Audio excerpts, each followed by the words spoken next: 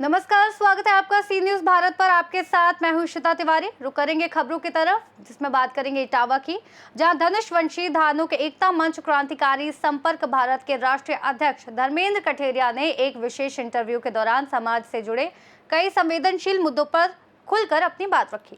उन्होंने कहा कि उनका संगठन समाज के हर वर्ग के हित और सम्मान के लिए लगातार कार्य कर रहा है। धर्मेंद्र कठेरिया ने कहा कि जब जब समाज पर अत्याचार और शोषण होता है, तब कई तथाकथित समाज के नेता चुप्पी साध लेते हैं। उन्होंने तीखे शब्दों में कहा कि जब समाज में अन्याय होता है तो इन नेताओं के मुंह में दही जम जाता है, लेकिन जैसे ही चुनाव का समय आता है उन्हें समाज की याद आने लगती है। उन्होंने आगे कहा कि संगठन का उद्देश्य समाज के लोगों को एकजुट करना और उनके अधिकारों के लिए संघर्ष करना है। धर्मेंद्र कठारिया ने कहा, ये भी बताया कि उनका मंच समाज के युवाओं को आगे लाने, शिक्षा और सामाजिक उत्थान के लिए निरंतर प्रयास कर रहा है। उन्होंने सरकार में बैठे जनप्रतिनिधियों से अपील की कि वे समाज के वास्तविक मुद्दों को प्राथमिकता दें और केवल राजनीतिक लाभ के लिए समाज का उपयोग न करें। अंत में उन्होंने समाज के लोगों से एकजुट होकर अपने अधिकारों के लिए आवाज उठाने का आह्वान किया और कहा कि जब तक समाज संगठित नहीं होगा तब तक उसका समुचित विकास संभव नहीं है। नमस्कार, आप देख रहे सी न्यूज भारत। मैं हूं आपके साथ ओमकार कठेरिया।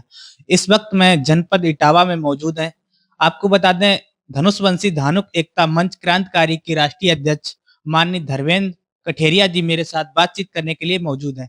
हम इनसे जानेंगे आखिर संगठन को लेके क्या रणनीति बना रही है। बहुत बहुत स्वागत है। बहुत बहुत धन्यवाद ओमकार जी। सी न्यूज को बहुत बहुत धन्यवाद।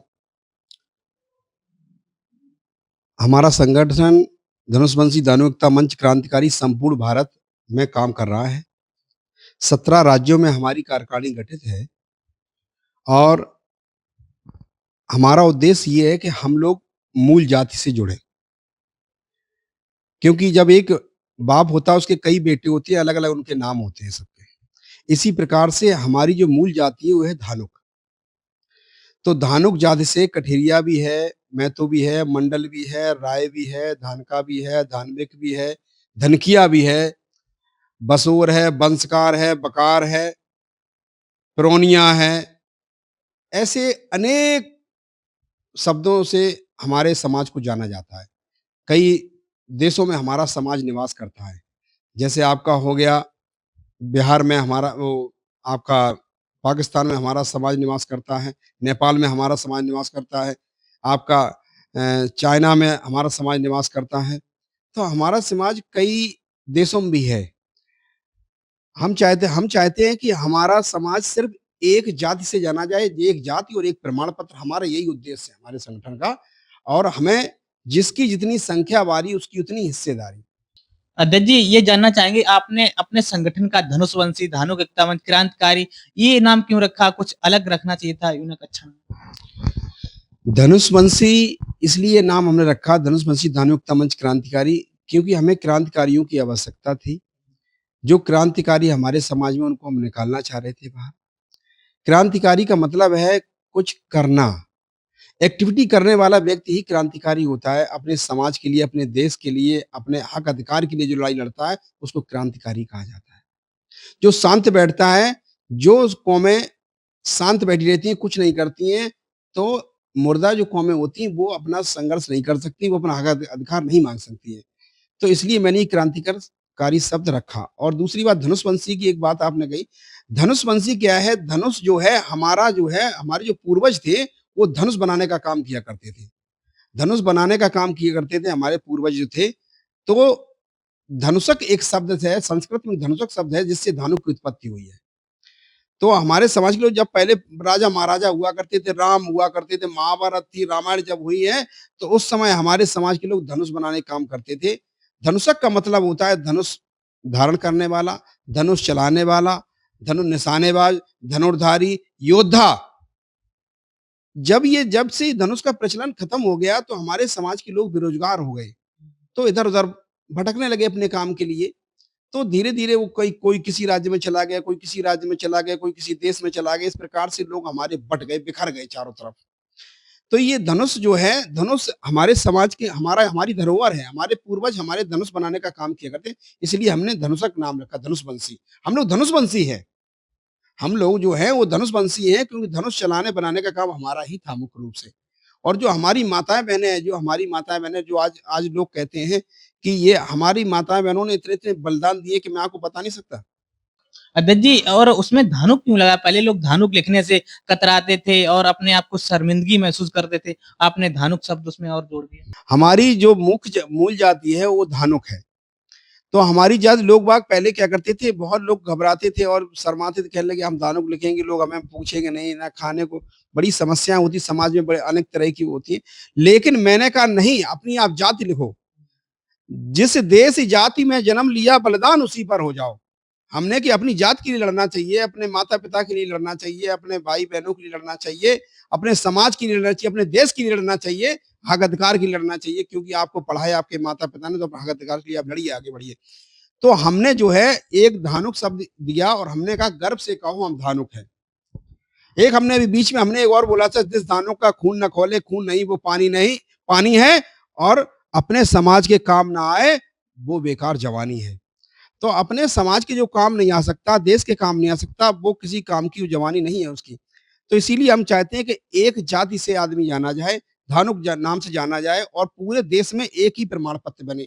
जैसे बिहार में हमारे समाज लोग बैकवर्ड में हैं, तो हम चाहते हैं उनको भी हमारे साथ उसमें जोड़ा जाए, उनको भी जोड़ा जोड़ा जाना चाहिए। 19 राज्यों में जो हमारे समाज की जाति को एससी-एसटी में रखा गया है, इसी प्रकार से अन्य राज्यों में भी हमारे समाज को एससी-एसटी में ही रखना चाहिए। इसकी हमने माँग भी की है, इसके लिए हमने पत्र भी लिखा है हमने और इसके लिए हमने माँग भी की है। तो आगे भी और हमारा संघर्ष जारी है। मैं आए दिन मैं लोगों को प्रेरित करता रहता हूँ, बताता रहता हूँ कि अपने समाज के लिए उठिए और बाहर निकलिए। आप अपने हक अधिकार के लिए लड़ने का काम कर दिए, बच्चों को पढ़ाइए, लिखाइए और बड़ा कुछ बनाइए, उनको आईएएस, पीसीएस बनाइए। ऐसे अच्छा अच्छा पहनोगे, अच्छे परिवेश में रहोगे तभी कुछ कर पाओगे आप। चाहे आप एक रोटी ना खाओ, आधी खाओ, लेकिन बच्चों को शिक्षा बहुत ज़रूरी है। अध्यक्ष जी, आपका संगठन कहाँ-कहाँ अभी वर्तमान में काम कर रहा है? हमारा संगठन उत्तर प्रदेश में काम कर रहा है और हमारा संगठन बिहार में काम कर रहा है। हमारा संगठन आपके मध्य प्रदेश में काम कर रहा है, राजस्थान में काम, कई राज्यों में, लगभग 17 राज्यों में हमारा संगठन काम कर रहा है। अध्यक्ष जी, हमने देखा है समाज में राष्ट्रीय अध्यक्षों बहुत लोग अपने आप को बोलने लगते हैं, लेकिन समाज का नेतृत्व सही तरीके से कोई नहीं कर पा रहा है। समाज में हम लोगों के बीच में जाते हैं, तो लोग कई तरह के सवाल करते हैं। क्या आपको सही लगता है ये? क्या है कि हमारे समाज में क्या है कि जो बड़ा नेता बन जाता है, तो फिर वो अपने समाज को भूल जाता है। अपने समाज को भूल जाता है, जब वो लोकसभा या विधानसभा में पहुँच जाता है, तो वो गूंगा, बहरा और अंधा हो जाता है। उसको बोलना भी बंद हो जाता है, दिखाई देना भी बंद हो जाता है और सुनाई देना भी बंद हो जाता है। क्योंकि जब वो उस लोकसभा या विधानसभा में पहुँच जाता है, फिर वो सिर्फ़ अपनी बात करता है और समाज की को भूल जाता है। और जो व्यक्ति समाज को भूल जाता है, वो गर्त में चला जाता है, फिर उसका कोई अस्तित्व नहीं रहता है। जो व्यक्ति जिस जिस समाज के लोग अपने समाज का इतिहास भूल जाते हैं, वो समाज वो समाज क्या होता है, खत्म हो जाता है, विलुप्त हो जाता है, समाप्त हो जाता है, लोग उसकी चर्चा करना बंद कर देते हैं। इसलिए सभी लोगों को अपने समाज के इतिहास को जानना चाहिए, पढ़ना चाहिए और अपने बच्चों को भी बताना चाहिए अपने समाज के बारे में।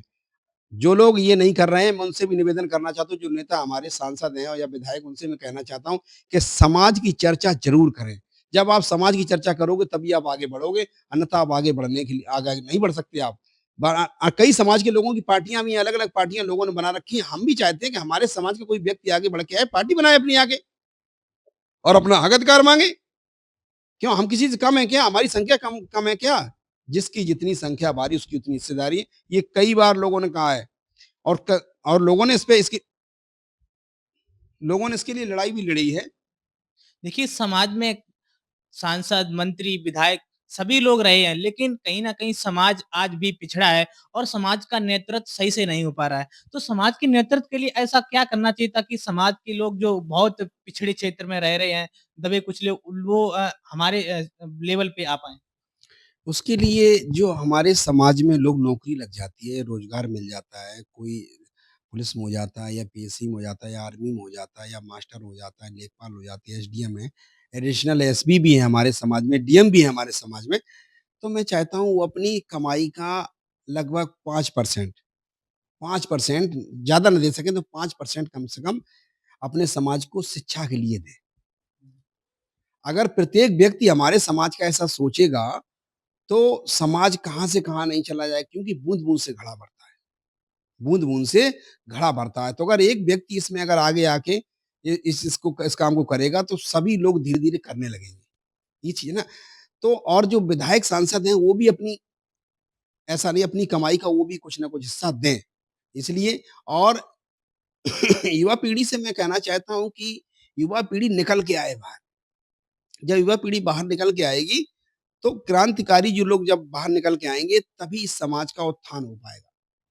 समाज के लोग आगे बढ़ पाएँगे। समाज को जागरूक करने के लिए सोशल मीडिया एक बहुत बड़ा प्लेटफ़ॉर्म है। तो सोशल मीडिया के माध्यम से जो हमारे भाई रीलें बनाते हैं, अभी मैंने काफ़ी गाने भी अपने समाज के लिए काफ़ी गाने मैंने निकलवाए हैं और उनके लिए मैं सहयोग भी करता रहता हूँ। मैं एक बहुत जल्दी एक गाना एक नया और आने वाला है।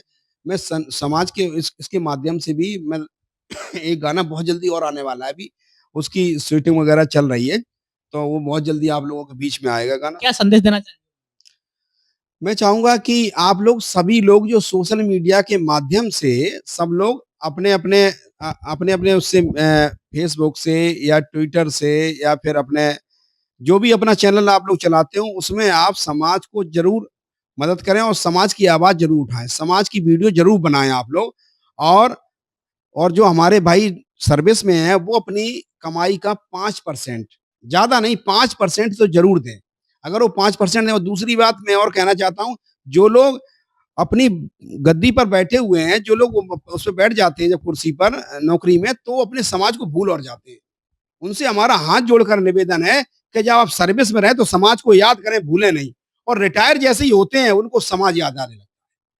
वो रिटायर हुए, 60 साल के हुए, फिर उनको समाज ही याद आता है, समाज सेवा उनको याद आती है और फिर उनको कुछ याद नहीं रहता है, तब उनको समाज याद आता है और जब वो सर्विस में होते हैं, तो उनके पास जाओ आप काम के लिए, तो वो भूल जाते हैं, कहते मैं बर्मा हूँ, कोई कोई है, कोई कोई है, लेकिन वो धानुक जाति नहीं लिखेंगे तब उस समय। वो नहीं बताएँगे हम धानुक हैं, नहीं धानुक नहीं है हम।